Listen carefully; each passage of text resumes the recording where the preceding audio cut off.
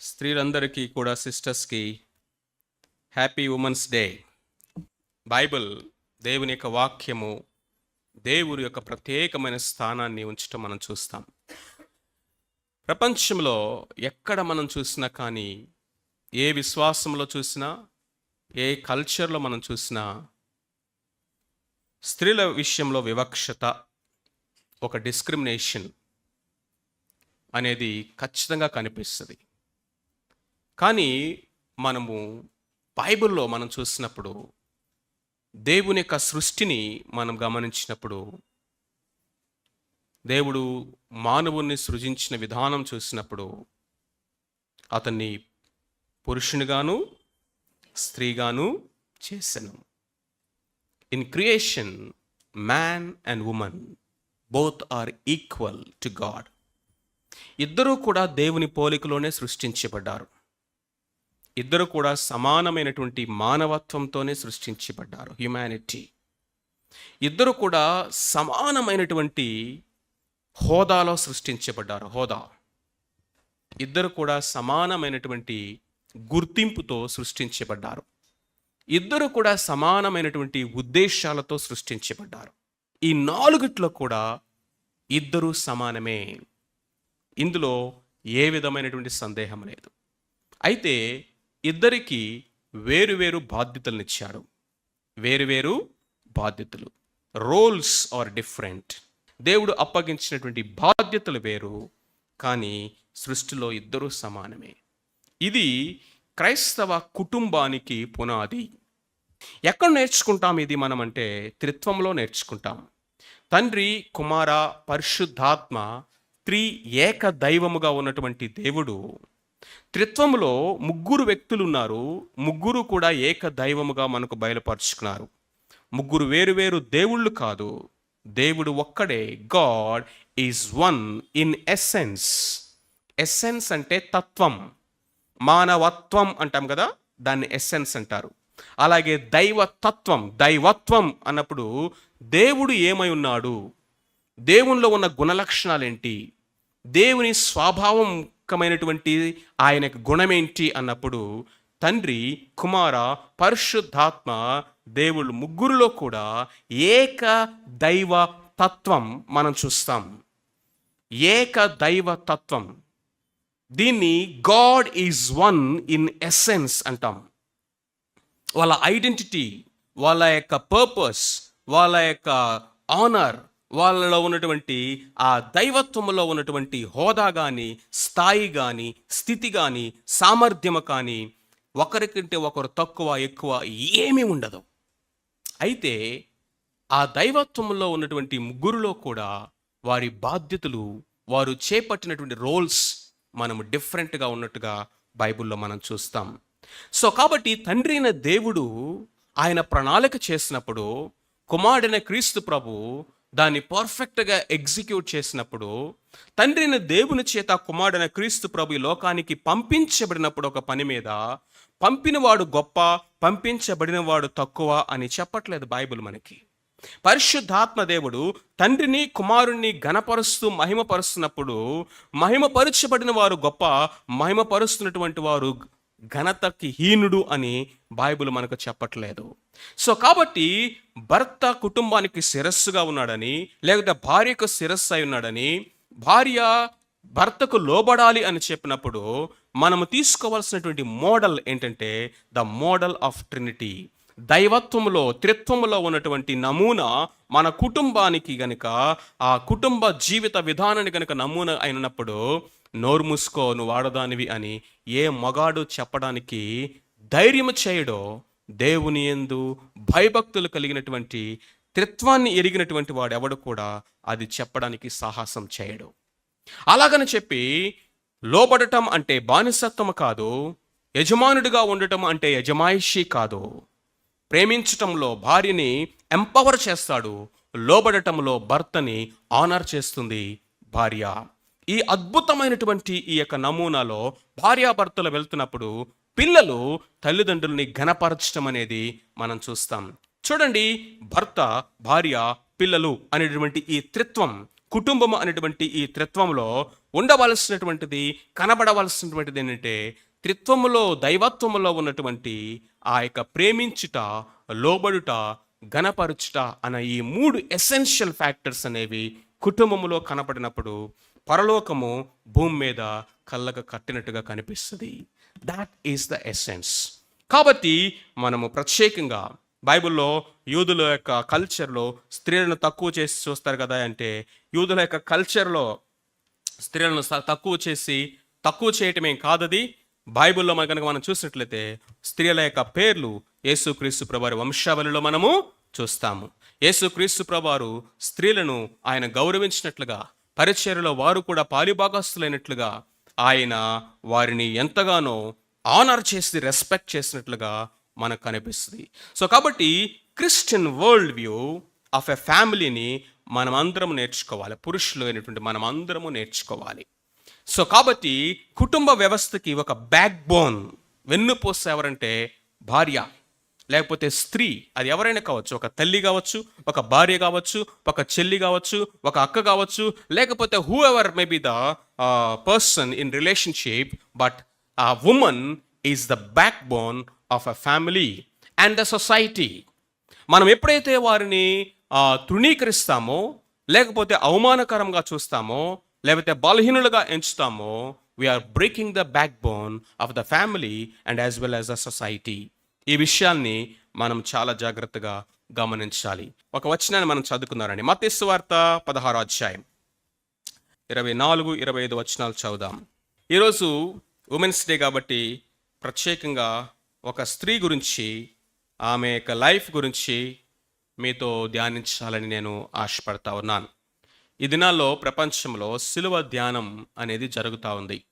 సిలువ చుట్టూ ఉన్నటువంటి వ్యక్తుల జీవితాల్ని మనం ఆలోచన చేసినట్లయితే, the characters around the cross, వారి జీవితాల్లో నుంచి చాలా పాఠాలు మనం నేర్చుకోవచ్చు. సిలువ చుట్టూ ఉన్నటువంటి వ్యక్తుల్లో ఎక్కువ మంది పురుషులు లేరండి. యేసుక్రీస్తు ప్రభువారు సిలువ వేయబడుతున్నప్పుడు ఆ సిలువ దగ్గర నిలబడింది ఎవరంటే స్త్రీలు ఎక్కువ మంది ఉన్నారు. యేసుక్రీస్తు ప్రభువారు పునరుద్ధానుడైనప్పుడు పరిగెత్తుకుంటూ వెళ్ళి ప్రభు పునరుద్ధానుడయ్యాడు అని ఆశతో వెళ్ళి సమాధిలో లేనటువంటి, తిరిగి లేచి మహిమలో ఉన్నటువంటి ప్రభువుని చూసింది శిష్యులు కాదు, పురుషులు కాదు, కానీ ఎవరు? స్త్రీలై ఉన్నారు. సో యేసుక్రీస్తు ప్రభువారు సిలువ వేయబడినప్పుడు ఆ సిలువకు దగ్గరగా ఉన్నటువంటి వ్యక్తుల్లో అతి ప్రాముఖ్యమైన, ప్రధానమైనటువంటి వ్యక్తి ఎవరంటే తల్లి అయిన మరియా. Today we are going to meditate upon the character of Mary, the mother of Jesus. తల్లి అయినటువంటి మరియా యొక్క జీవితాన్ని మనము ఆలోచించేద్దాం. సో ఇప్పుడు మనం చదివినటువంటి ఈ వాక్య భాగం ఏదైతే ఉందో అది యేసుక్రీస్తు ప్రభువారు శిష్యత్వానికి ఇచ్చినటువంటి ఒక మ్యాండేట్. మ్యాండేట్ అంటే ఒక ఆజ్ఞ, లేకపోతే అది మూలాధారం. శిష్యత్వం అనేది ఇది లేకుండా లేదు అని మనం చెప్పొచ్చు. ఏంటని? ఎవడైనను నన్ను వెంబడింపగోరిన ఎడలా. ఎవడైనా నన్ను వెంబడింపగోరిన ఎడలా అంటే అర్థం ఏంటంటే రక్షణ విషయంలోనే కాదు, శిష్యత్వం విషయంలో కూడా, ఈ ఎవరి విషయంలో కూడా దేవుడు బలవంతము చేయట్లేదు. ఎవడైనా నన్ను వెంబడింపగోరినలా, following Jesus Christ is your voluntarily wilful choice. నీవు ఇష్టపూర్వకముగాను నీ అంతట నీవు తీసుకోవలసినటువంటి, చేయవలసినటువంటి ఒక ఎంపిక ఏంటంటే to be a disciple of Jesus Christ. వెంబడించగోరినలా, వెంబడించటం అన్న మాటకి ఇక్కడ అర్థం ఏంటంటే, ఫాలో అన్న మాటకు అర్థం ఏంటంటే not only just following him physically, only యేసుక్రీస్తు ప్రభువారిని భౌతికంగా వెంబడించటమే కనుక అయితే అది కేవలం ఎవరికి సాధ్యమవుతుంది? ఆ 12 మందికే సాధ్యమవుతుంది. ఎందుకని? ఆ తర్వాత ఆయన భౌతికంగా మన మధ్య లేడు కాబట్టి మనము ఆయన భౌతికంగా వెంబడించలేం, మన ముందు ఆయన నడవట్లేదు. మరి ఫాలో అని నీకు నాకు కూడా ఈ 21వ శతాబ్దంలో ఉన్నటువంటి సంఘానికి మనకు చెప్తున్నప్పుడు ఆయన భౌతికంగా ఆయన వెనక రమ్మని చెప్పట్లేదు, కానీ ఫాలో అన్న మాటకు అర్థమేనంటే ఆయన్ను అనుసరించటమే కాదు, అనుకరించుట. వీళ్ళు పలానా వాళ్ళ ఫాలోవర్స్ అండి అంటారు. ఫాలోవర్స్ అంటే ఏంటి? డిజిటల్ లేకపోతే సోషల్ మీడియాలో కూడా ఈ రోజుల్లో ఫాలోవర్స్ అనే వర్డ్ మనం వాడుతున్నాం. ఫాలో, అన్ఫాలో అనేటువంటి ఆ యొక్క బటన్స్ని మనం క్లిక్ చేస్తూ అన్క్లిక్ చేస్తూ ఉంటాం. ఫాలో అన్న మాటకి ఇక్కడ అర్థమేంటంటే వాళ్ళు ఎక్కడో ఉన్నారు, వాళ్ళు ఏదో చేస్తున్నారు, మనం ఇక్కడ ఫాలో అవుతున్నామంటే అర్థం ఏంటి? వాళ్ళ ఐడియాలజీని, వాళ్ళ థాట్ ప్రాసెస్ని, వాళ్ళ యొక్క వరల్డ్ వ్యూని, వాళ్ళు చేసేటటువంటి కార్యకలాపాలని మనము అంగీకరిస్తున్నామని, మనము దాన్ని ఇష్టపడుతున్నామని, దాన్ని మనము ఎండోర్స్ చేయడానికి, అంటే ఇతరులకు కూడా పరిచయం చేయడానికి, ఎస్ అని ఆమోదించడానికి మనం ఇష్టపడుతున్నామని అర్థం ఫాలో అని అంటే. సో యేసు క్రీస్తు ప్రభువారిని వెంబడించడం అంటే అర్థం ఏంటంటే ఆ క్రీస్తు ప్రభువులాగా జీవించడానికి మనము ఒక నిర్ణయం తీసుకొని ఆయన వెనక వెళ్ళటం. ఇది చాలా సులువైంది అనుకుంటారు చాలామంది. కానీ క్రీస్తు ప్రభువారు పెట్టినటువంటి ప్రీ రిక్వెజిట్ అంటే ఖచ్చితంగా నెరవేర్చాల్సినటువంటి ఒక నియమము, లేకపోతే ఒక కండిషన్ ఏంటంటే ఎవడైనా నన్ను వెంబడింపగోరినలా మొట్టమొదట తాను ఉపేక్షించుకోవాలంట. He must deny himself. నేను, నాది, లేకపోతే నా పేరు, నా ఘనత, నా ఉద్దేశాలు, నా చిత్తము, నా ఇష్టము, నా జీవితం, నా భవిష్యత్తు, నా ఇష్టానుసారము అనేటువంటి నేను అనేటటువంటి ఆ ఐ, మీ, మై సెల్ఫ్ అనే సెల్ఫ్ సెంటర్డ్నెస్ అనేది అది ఏం చేయాలి? డినై చేయబడాలి. ఇప్పుడు సింపుల్గా మీరు వినండి. ఈ మాట యేసు ప్రభువు చెప్తే మీ కోపం వస్తుంది. కానీ ఇండియన్ క్రికెట్ జట్టులోకి ఒక వ్యక్తి వెళ్ళడానికి సెలక్షన్ దగ్గరికి వెళ్ళాడు. ఆ సెలెక్టర్స్ అతన్ని ఇంటర్వ్యూ చేస్తూ ఉన్నాడు. అయా, నీ యొక్క గురి ఏంటి? ఎందుకు ఇండియన్ క్రికెట్ టీంలో నువ్వు ఆడాలి అనుకుంటున్నావు? నిన్ను మోటివేట్ చేసినటువంటిది ఏంటి? నీ మిషన్ ఏంటి? Why you want to join as a member or a player in Indian cricket అని అనుకోండి. ఇప్పుడు ఈయన గనక నేను అందరికంటే ఎక్కువ రికార్డులు కొట్టాలి, అందరికంటే ఎక్కువ పేరు సంపాదించుకోవాలి, అన్ని రికార్డులు బ్రేక్ చేయడానికి వచ్చాను, నేనే అందరికంటే ఎక్కువ ఇన్నింగ్స్ ఆడాలి, నేనే అందరికంటే ఎక్కువ స్ట్రైక్ రికార్డ్ తీసుకోవాలి, నేనే చెయ్యాలి, ఇది నాకే రావాలి, ఇది అందరికంటే ఎక్కువ ప్లేయర్ ఆఫ్ ద మ్యాచెస్ నాకే రావాలి, అందరికంటే ఎక్కువ the man of the matches నాకే రావాలి, దీనికోసమే నేను ఆడుతున్నాను, నా అంత గొప్పడి ప్రపంచంలో ఎవడు లేడని ప్రపంచానికి ప్రూవ్ చేయడానికి నేను క్రికెట్ ఆడుతున్నాడానికి వచ్చాను అని అనుకోండి. సెలెక్టర్స్ ఏమంటారు చెప్పండి? మరి మీరు అనొచ్చు, మరి ఆడేది ఎందుకండి? ఇందుకే కదా, రికార్డులు బ్రేక్ చేయడానికే కదా, అందరికంటే గొప్పడని ప్రూవ్ చేసుకోవడానికే కదా. కానీ సెలెక్టర్స్ ప్రపంచంలో అలాంటి ప్లేయర్ని ఎవరిని కూడా సెలెక్ట్ చేయరు. నేను అనేది చచ్చిపోయి నా దేశం కోసం నేను ఆడతాను, నా దేశాన్ని ప్రపంచంలో నెంబర్ 1 క్రికెట్ టీమ్గా పెట్టడానికి, ద బెస్ట్ టీమ్గా ఇదిగో ఇండియా టీంని పెట్టడానికి నేను చేయవలసింది నేను చేస్తాను, నేను పోగొట్టుకోవాల్సింది నేను పోగొట్టుకుంటాను, నేను సాక్రిఫై చేయవలసింది నేను సాక్రిఫై చేస్తాను. I is denied and the nation has come to the first place అన్నప్పుడు you are the right person. Point మీకు అర్థమైందా? క్రికెట్ మ్యాచ్లో అయితే దాన్ని అందరూ కూడా సపోర్ట్ చేస్తారు. మరి యేసు ప్రభుని వెంబడించాల్సిన శిష్యత్వానికి వచ్చినప్పుడు సెల్ఫ్ని డినై చేసుకోవాలా? పాయింట్ మీకు క్లియర్గా అర్థం అవ్వాలి. Unless otherwise you deny yourself, you cannot follow someone. Unless otherwise you deny yourself, నేను, నాకు, నాది అనేటటువంటిది ఇది చచ్చిపోతే తప్ప నేను క్రీస్తు ప్రభు కొరకు ఆయనలాగా జీవించడం అనేది స్టార్ట్ అవ్వదు. రెండవది, సిలువనెత్తుకోవాలంటున్నాడు. He must take up my cross అనడా, he must take up his cross అనడా? అతడు నా సిలువనెత్తుకొని వెంబడించమన్నాడా? చాలామంది అట్లాగే చదువుతారు బైబిల్ని చదివేటప్పుడు. ఎవడైనా నన్ను వెంబడింపగోరినలా అతడు తను ఉపేక్షించుకొని నా సిలువనెత్తుకొని నన్ను వెంబడించాలి. అయ్యా నీకో దండం. యేసు ప్రభువారు ఆయన సిలువను ఆయనే మోసాడు, నిన్నేం మోయమని పిలవట్లా. He bore his cross, he died on the cross, he set an example and now he is inviting you and me to follow the same path.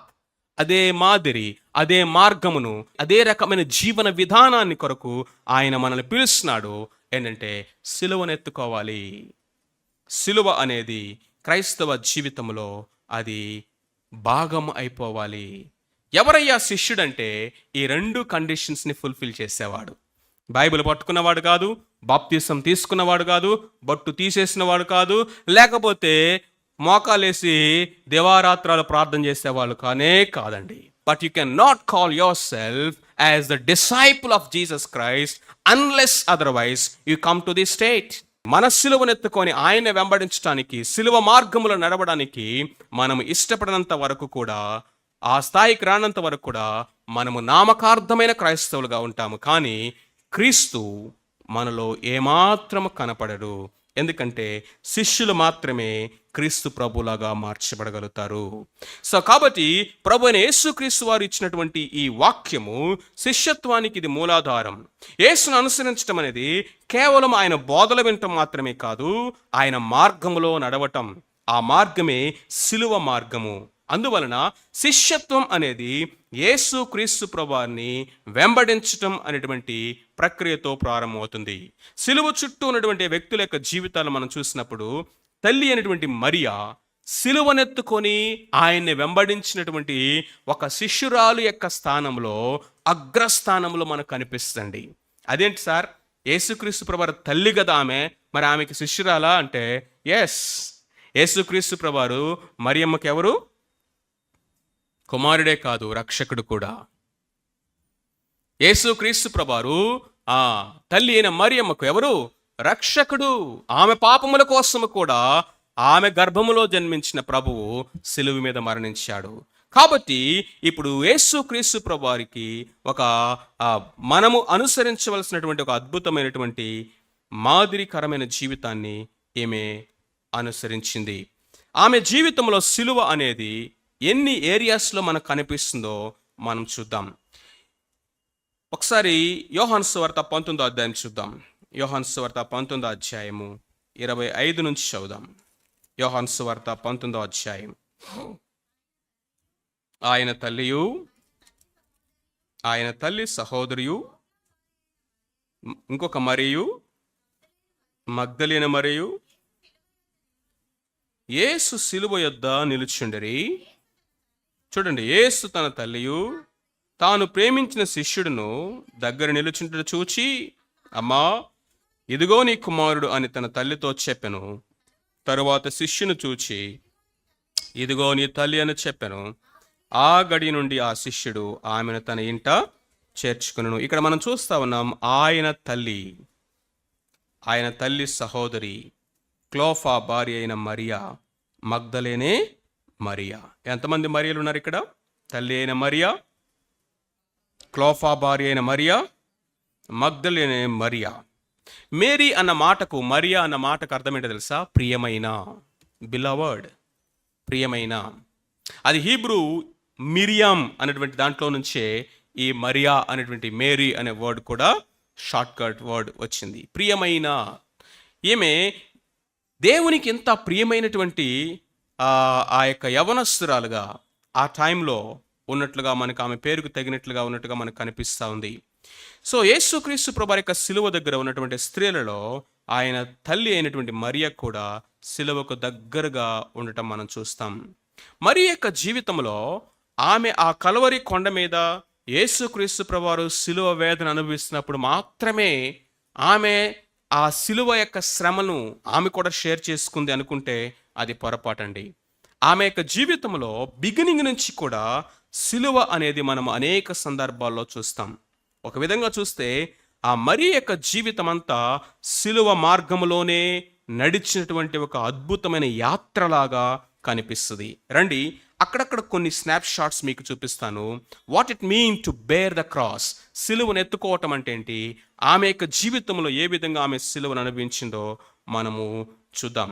మొట్టమొదటిది లూకాసు సువార్త 1వ అధ్యాయం.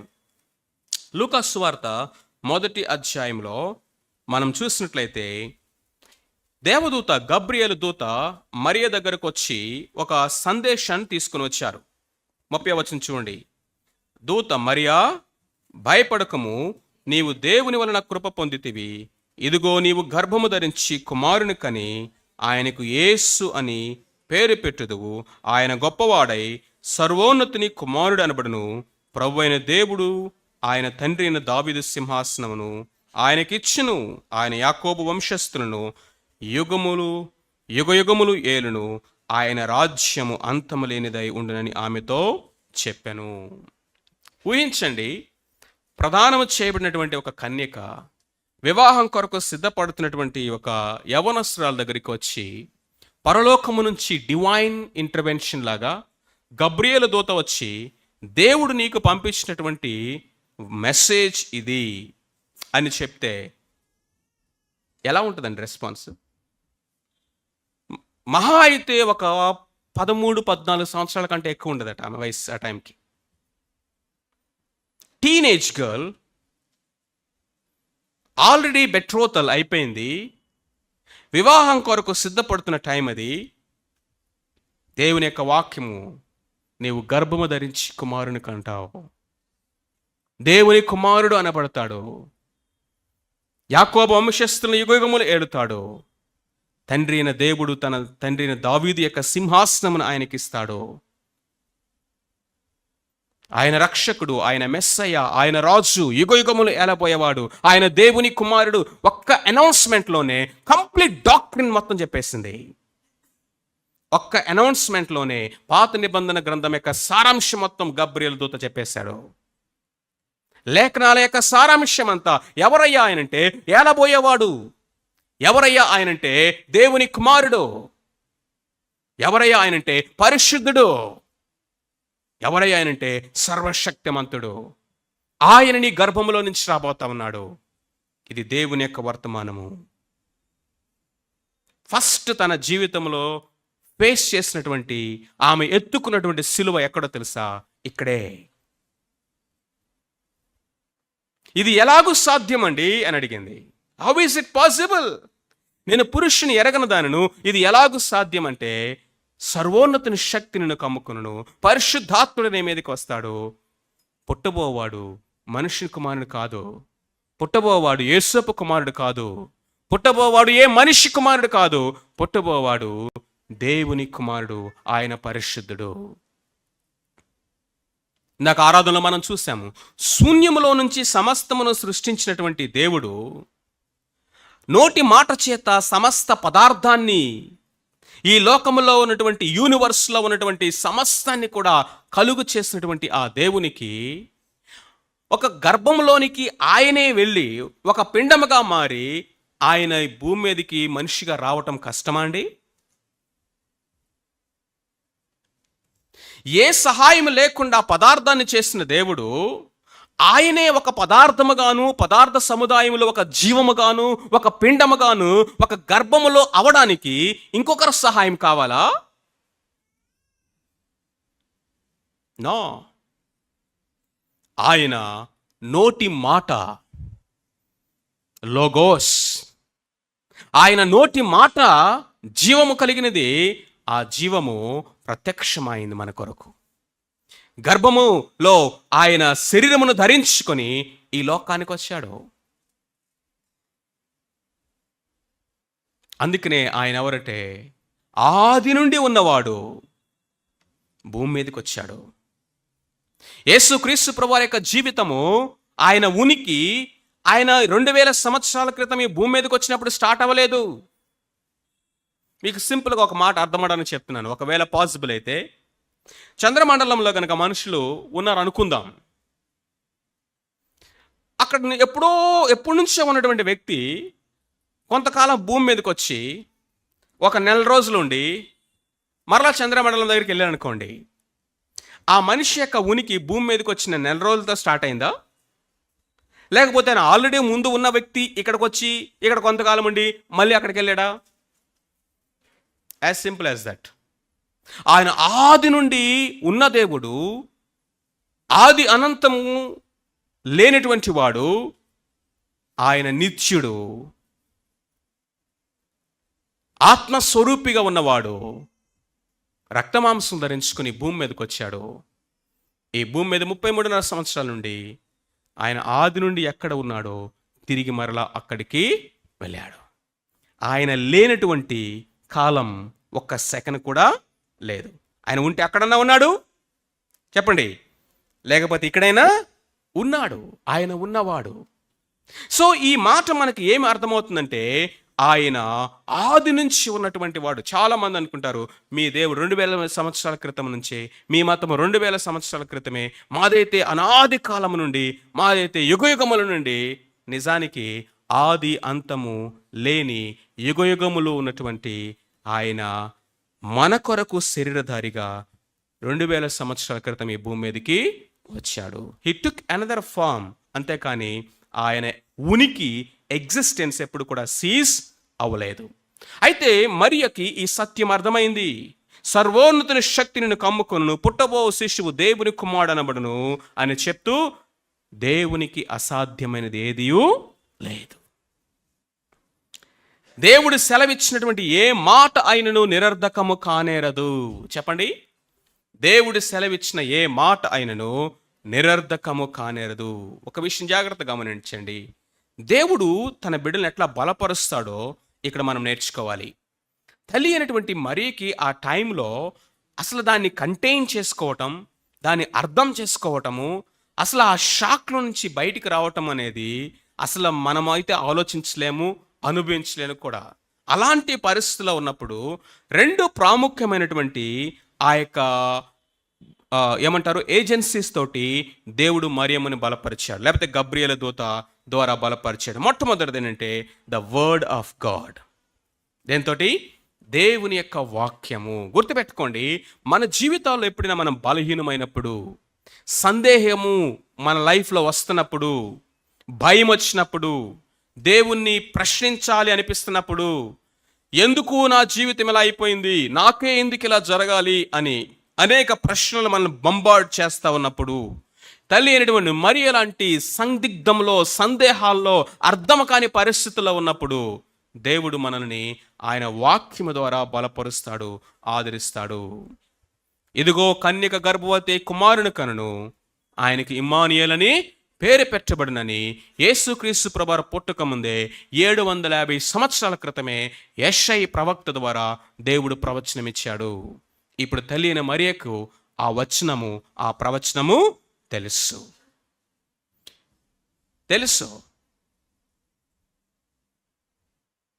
అంతేకాకుండా ప్రవచనాల యొక్క నెరవేర్పు, ఆయన దావీదు కుమారుడు అనబడతాడు, దావీదు సింహాసనాన్ని స్థాపిస్తాడు, యాకోబుని విమోచిస్తాడు, ఇశ్రాయేలుకు రక్షకుడుగా వస్తాడు, ఆయన మెస్సయ్యా.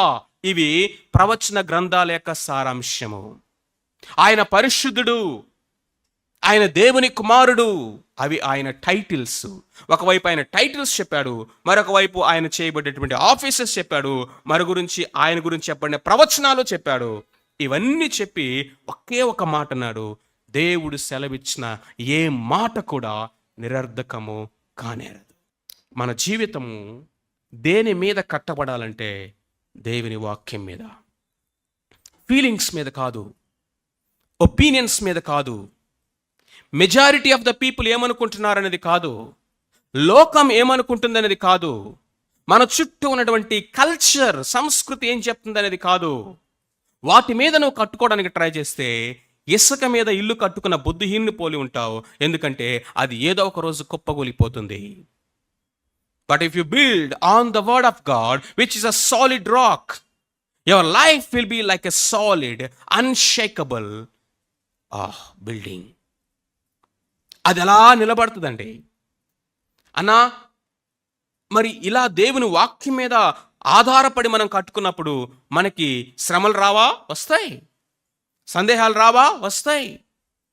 చుట్టూ అనేక ప్రెషర్స్ రావా? సమాజం నుంచి వస్తాయి. అదే కదా ప్రభు చెప్పాడు, వాన కురిసెను, వరదలు వచ్చెను, గాలి వీసి బలముగా దాని మీద కొట్టెను. అయితే అది బండ మీద కట్టబడినందున అది పడదు. ఒక చిన్న సమస్య రాగానే కుప్పకూలిపోతుందా నీ విశ్వాసం? ఒక చిన్న అనారోగ్యం, ఒక చిన్న ఆర్థిక ఇబ్బంది, ఒక అననుకూలత, లోకములో ఒక మాట, ఒక అవమానం, లేకపోతే ఒక వెయిటింగ్ పీరియడ్, లేకపోతే నీ ప్రమోషన్ కానీ, లేకపోతే నీకు రావాల్సిన రాయితీలో ఒక నష్టం, ఈ విధమైనటువంటి చిన్న చిన్న అననుకూలతలు మన జీవితంలో మన ఆత్మీయ పునాదుల్ని కదిలించి వేస్తున్నాయంటే మన పునాది బండ మీద లేదు. మారని చెక్కు చెదరని దేవుని వాక్యం మీద మన జీవితాల్ని కట్టుకున్నప్పుడు ఇలాంటి పరిస్థితులు ఎదురైనా కానీ ఏమంటామో తెలుసా? ఇదిగో ప్రభువు దాసురాలను నీ మాట చెప్పున, చెప్పండి, నీ మాట చెప్పున నాకు జరుగునుగాక. మొట్టమొదటిది మరియమ్మని బలపరచడానికి కారణము దేవుని వాక్యము. రెండవది వర్డ్ ఆఫ్ గాడ్ అయితే రెండవది work of God. Work of God ఏంటంటే అప్పుడు 36వ వచనంలో, మరియు నీ బంధువురాలు ఎలిజబెత్ కూడా తన వృద్ధాప్యమందు ఒక కుమారుని గర్భము ధరించినది, గొడ్రాలనబడిన ఆమెకిది 6వ మాసము. దేవుని యొక్క వాక్యము, దేవుని యొక్క ఆశ్చర్య కార్యము రెండూ కూడా అక్కడ దేవుడి తన దాసురాలను బలపరుస్తున్నాడు. ఇదిగో ఇప్పటి వరకు గొడ్రాలను పిలువబడినటువంటి ఎలిజబెత్ ఇప్పుడు ఆమె గర్భము ధరించి 6వ నెల మాసంలో ఉన్నదనగానే ఒకవైపు దేవుని యొక్క మాటలు, దేవుని యొక్క వాగ్దానములను నమ్మడానికి ఆధారం ఇచ్చేదనంటే మన బలహీనతలో దేవుని యొక్క ఆశ్చర్య కార్యాలు. The word of God was established by the work of God, and then immediately Mary అంటుంది, ప్రభు దాసురాలను నీ మాట చెప్పున నాకు జరుగునుగాక. మరియమ్మ ఆ విధముగా లోబడటానికి, విధేయత చూపించడానికి ఆమె 2 విషయాలు తన జీవితంలో నేర్చుకుందండి. ఏమి నేర్చుకుందంటే మొట్టమొదటిది ఆయన ప్రభువు. ఒక ఆయన ఎట్లా అన్నాడు, when kings give you a word, it is nothing less than an order అన్నాడు. రాజు ఒక మాట చెప్పినా కానీ ఆ మాట ఏంటట, ఆజ్ఞే. ఇప్పుడు తల్లి అయినటి మరియా ఏ స్థానాన్ని తీసుకుందంటే, నేను దాసురాలను, ఆయన ప్రభువు, ఆయన సెలవిచ్చినటువంటి ఆజ్ఞను నేను ఎస్ అని చెప్పటం తప్పడా నో అని చెప్పే అధికారం, హక్కు నాకు లేదు. అది ఆమె ఇష్టపూర్వకంగా తీసుకుంది. ప్రభువుని ప్రభువుగా నువ్వు ప్రతిష్ఠించినప్పుడు నీవెవరో నీకు అర్థమవుతుంది. మన జీవితంలో దేవుణ్ణి ప్రభువుగా ప్రతిష్ఠించినప్పుడు, రాజుగా ప్రతిష్ఠించినప్పుడు మనమేంటో మనకు అర్థమవుతుంది. అప్పుడు మనము రైట్ డెసిషన్స్ తీసుకోవడానికి అది మనం నడిపిస్తుంది. ప్రియమైన వారలారా, మరియమ్మ తన యొక్క జీవితంలో సిలువను హత్తుకోవటము ఇక్కడే నేర్చుకుంది. ఇప్పుడు మరియమ్మకు తెలీదా? ఒకవేళ కనుక నేను గర్భవతిని తెలిస్తే యోసేపు నన్ను వదిలేస్తాడని తెలియదా? నా తల్లిదండ్రులు నన్ను అసహించుకుంటారని తెలియదా? లోకము నన్ను కాకులు పొడిచినట్టుగా పొడుస్తుందని తెలియదా? ఒక అపవిత్రురాలు అనేటువంటి ముద్ర నేను మొయ్యాలి అనే సంగతి ఆమెకు తెలియదా? అవసరమైతే రాళ్లతో కొట్టి నన్ను చంపడానికి కూడా నడి రోడ్డు మీదకి లాక్కొస్తారని తెలియదా? మరి అవన్నీ పొందుకోవడానికి ఆమె ఇష్టపడే ఆ రోజు ఎస్ అని చెప్పింది. Can you say this costly yes to the Lord in spite of counting the cost? ఈ లోకంలో యేసు క్రీస్తు ప్రభువారిని నువ్వు వెంబడించడం కనుక స్టార్ట్ చేస్తే, రెడీ టు సాక్రిఫైస్. మరియమ్మ అంటుంది, I'm ready to take up the cross. సిలువను ఎత్తుకోవడానికి నేను సిద్ధము. నీ మీద, నీ క్యారెక్టర్ మీద ముద్రేస్తారు సిలువది. ఆమె ఏమంటుందో తెలుసా? అన్ని తరముల వారు నన్ను ధన్యురాలంటారండి. భవిష్యత్తును చూస్తుంది, మహిమను చూస్తూ ఉంది, పొందబోయే బహుమానాన్ని చూస్తూ ఉంది. క్షణికాలమైన కొంచెం కాలం ఉండే అవమానమును, కొంచెం కాలం ఉండేటువంటి శ్రమను, కొంచెం కాలం ఉండేటటువంటి ఇదిగో ఈ లోకంలో ఎదురేటటువంటి ఆ తిరస్కారమును ఆమె చూడట్లేదు, కానీ శాశ్వత కాలము ఉండేటటువంటి ఆ మహిమను ఆమె చూస్తుంది. కాబట్టి ఏమందో తెలుసా? ఏది ఏమైనా I'm ready to take up the cross. సిలువనెత్తుకోవడానికి నేను సిద్ధమే. మొట్టమొదటిది ద క్రాస్ ఆఫ్ ఒబీడియన్స్, విధేయత అనేటువంటి సిలువను ఆమె ఎత్తుకుంది. ఆమె అంటుంది, నీ మాట చెప్పున నాకు జరుగునుగాక. వివాహాల సమయం వచ్చినప్పుడు వాళ్ళేమనుకుంటారో, వీళ్ళేమనుకుంటారో, బంధువులు ఏమనుకుంటారో, లోకం ఏమనుకుంటుందో, ప్రియమైన వారలారా, take up the cross of ridicule, అవమానం అనే సిలువను, నింద అనేటువంటి సిలువను, ప్రభు కోసము తన ప్రాణమును పోగొట్టుకున్నవాడు దాన్ని పొందుకుంటాడట. దాన్ని పొందుకోవాలని కోరుకునేవాడు పోగొట్టుకుంటాడట. అంటే అర్థమేంటో తెలుసా? అందరూ చచ్చిపోండి అని కాదు. మన పేరు పోతేమో, మనకు అవమానం వస్తుందేమో, మనుషులు అనుకుంటారేమో, ఆరోగ్యం పోద్దేమో, లేకపోతే ఇది అవుతుందేమో అది అవుతుందేమో అని దాన్ని నీ చేతిలో జాగ్రత్తగా పెట్టుకుంటే అది పోద్దంట. అన్న ఇప్పుడు ఒక అద్భుతమైన ఎగ్జాంపుల్ చెప్తా ఉంటాడు. యేసుక్రీస్తు ప్రభువారు 5,000 మందికి ఆహారం పంచి ఇచ్చాడు కదా. అది ఎవరి దగ్గర నుంచి వచ్చింది ఆహారము?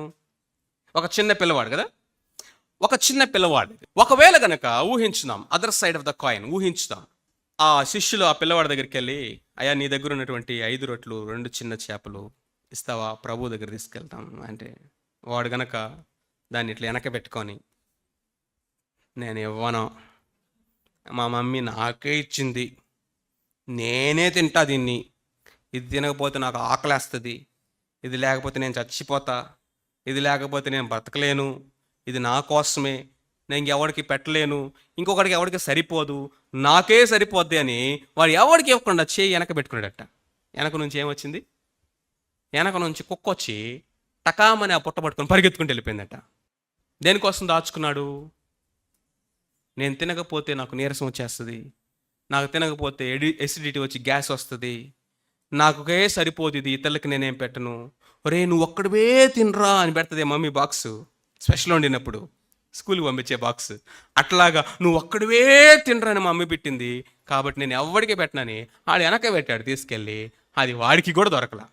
కానీ అది ప్రభువు దగ్గర తీసుకొచ్చినప్పుడు, ఆయన చేతిలో పెట్టినప్పుడు, తను పోగొట్టుకోవడానికి ఇష్టపడినప్పుడు, ఇచ్చివేయడానికి ఇష్టపడినప్పుడు, ప్రభు దాన్ని ఆశీర్వదించి కృతజ్ఞతాస్తుతులు చెందించి విరిచి వడ్డించినప్పుడు 5,000 మంది పురుషులు, ఇంకా స్త్రీలు ఎంతమందో, పిల్లలు ఎంతమందో, 1,000 మందికి సమృద్ధిగా తినగా 12 గంపలు ఇంకా మిగిలినాయట.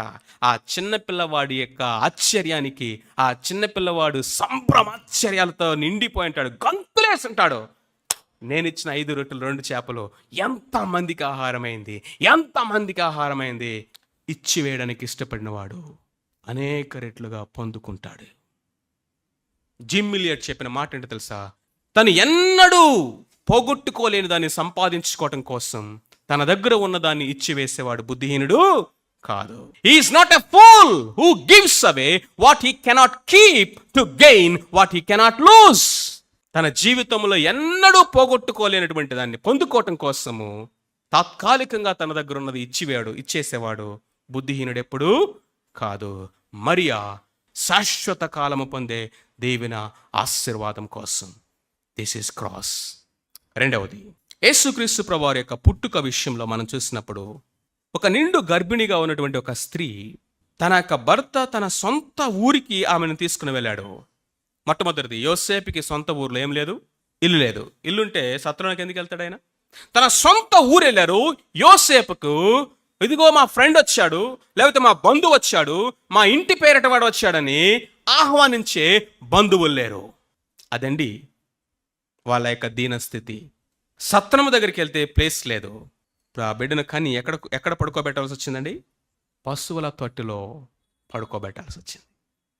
ప్రపంచ చరిత్రలో ఏ పేద దేశంలోనైనా, ఏ పేద కుటుంబంలోనైనా ఒక తల్లి ఒక బిడ్డకు జన్మనిచ్చి ఆ బిడ్డను పశువుల తొట్టులో పడుకోబెట్టారు, ఆ బిడ్డ పశువుల కొట్టంలో పుట్టాడు అని విన్నటువంటి న్యూస్ ఎక్కడైనా విన్నారా?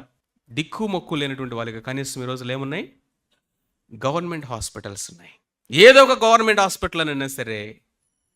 కానీ ఆ రోజు వాళ్ళ పరిస్థితి, వాళ్ళ పేదరికం ఏంటంటే, వాళ్ళ ఒంటరితనం ఏంటి?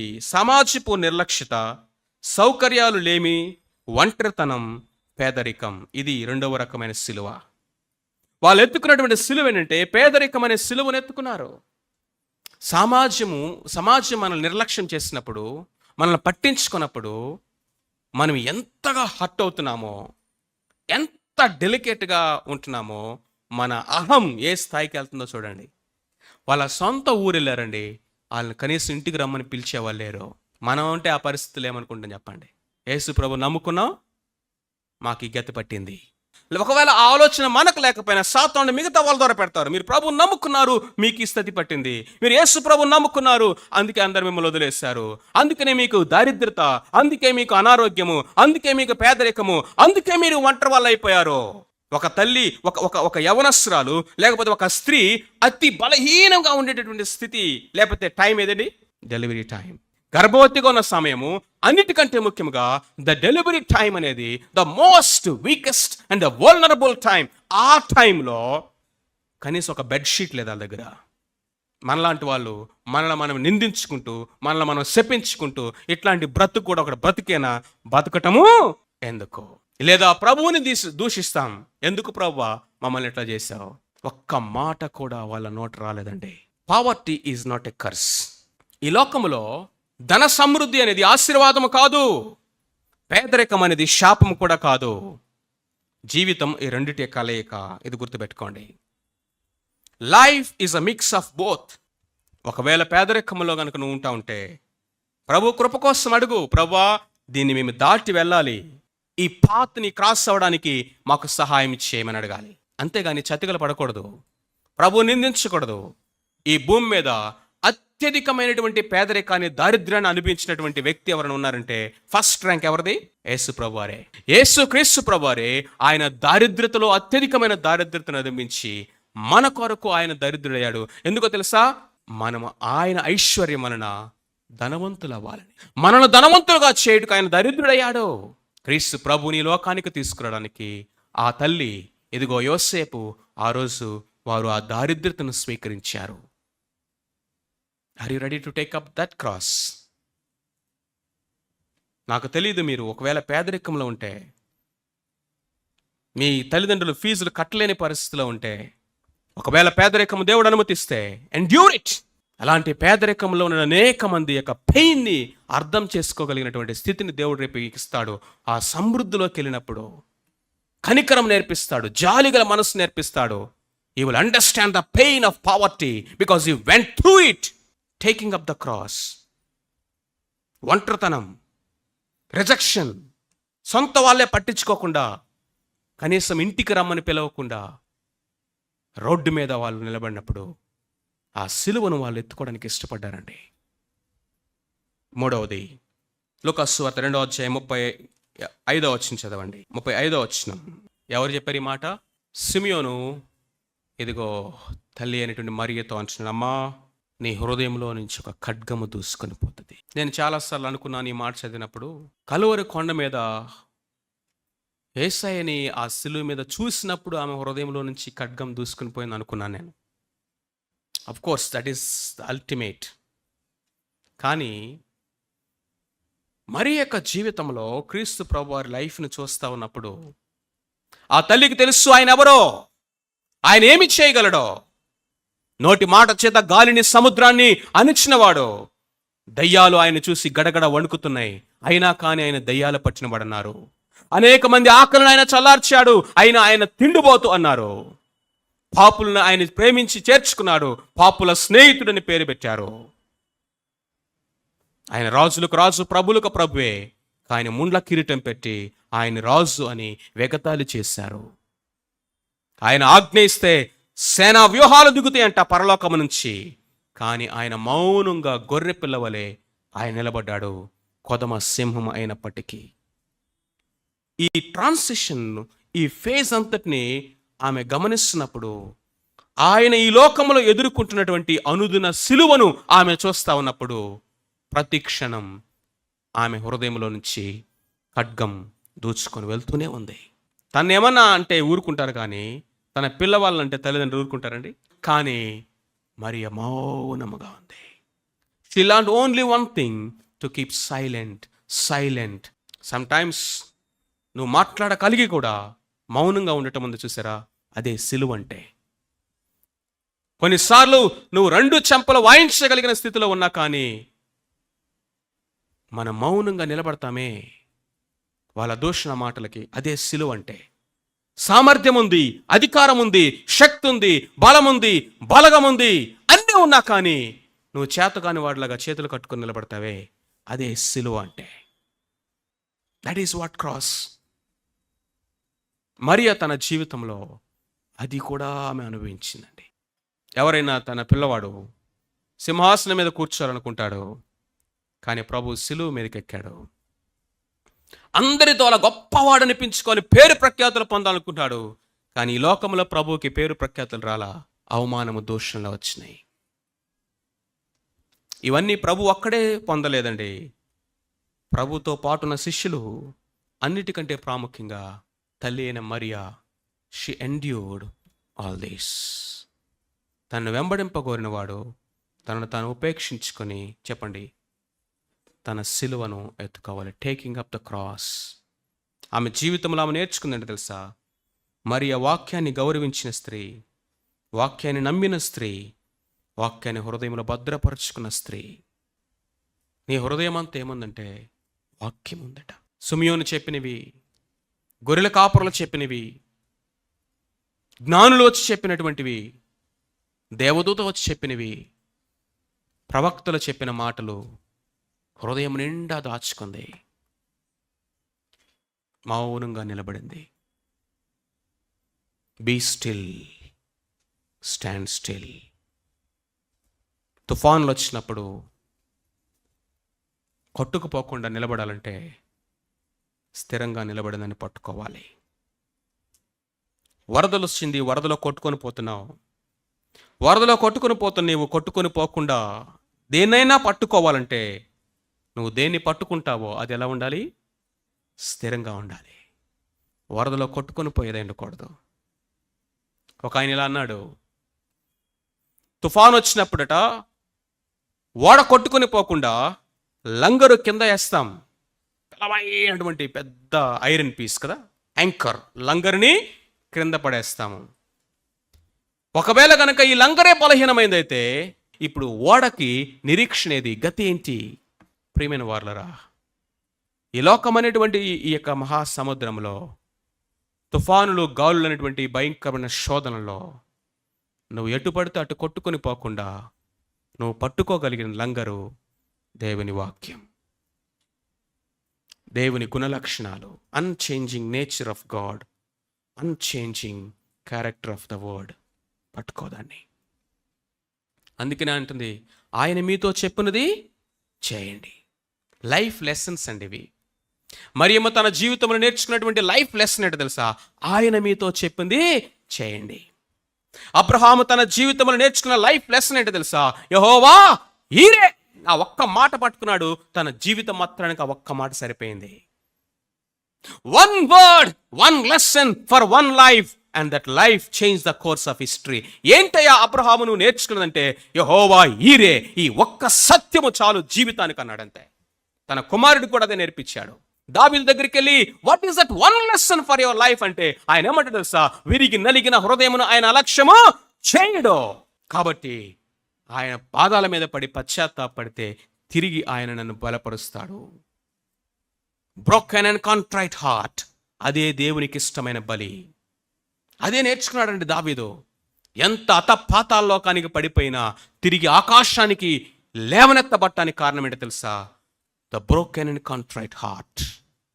ఒక్కటే దావీదు జీవితాన్ని నిలబెట్టింది.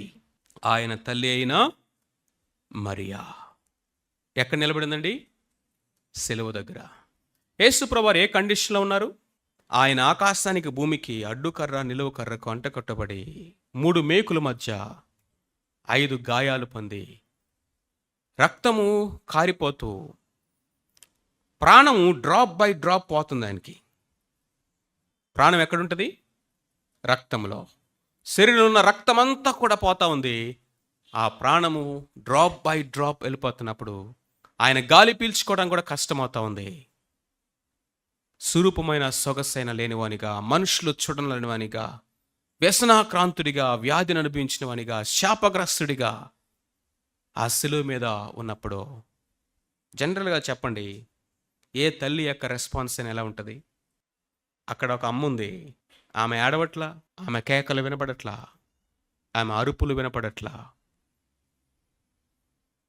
Silence, beholding the cross.